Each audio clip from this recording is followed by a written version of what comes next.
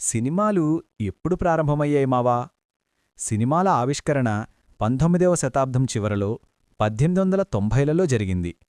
ప్రపంచంలో మొదటి ప్రజాప్రదర్శన 1895లో ఆగస్ట్ లుమియేర్ మరియు లూయి లుమియేర్ ఫ్రాన్స్లోని పారిస్ నగరంలో నిర్వహించారు. వారు చూపించిన ప్రసిద్ధ చిన్న చిత్రం arrival of a train at La Ciotat. రైలు తెరపైకి వస్తున్నట్లు కనిపించడంతో ప్రేక్షకులు ఆశ్చర్యపోయారు.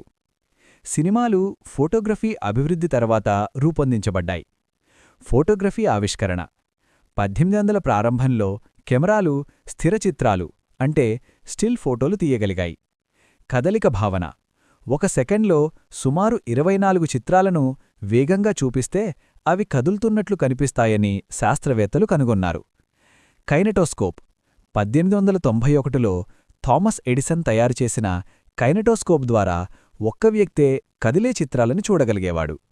సినిమాటోగ్రాఫ్ లూమియర్ సోదరులు రూపొందించిన సినిమాటోగ్రాఫ్ ద్వారా ఒకేసారి అనేకమంది ప్రేక్షకులు సినిమాని చూడగలిగారు. ఇది ఆధునిక సినిమాల ఆరంభంగా పరిగణించబడుతుంది.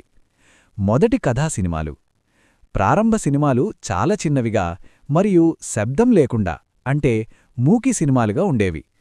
తరువాత జార్జెస్ మెలియస్ వంటి దర్శకులు కథా సినిమాలు తీశారు. అతని ప్రసిద్ధ చిత్రం అ ట్రిప్ టు ద మూన్ ప్రత్యేక ప్రభావాల అంటే స్పెషల్ ఎఫెక్ట్స్ వినియోగంలో ముందంజలో నిలిచింది. మరి శబ్దం మరియు రంగులెప్పుడొచ్చాయి? మొదటి శబ్ద చిత్రం ద జాజ్ సింగర్ 1927. రంగుల సినిమాలు 1930, 40 దశకాల్లో ప్రాచుర్యం పొందాయి.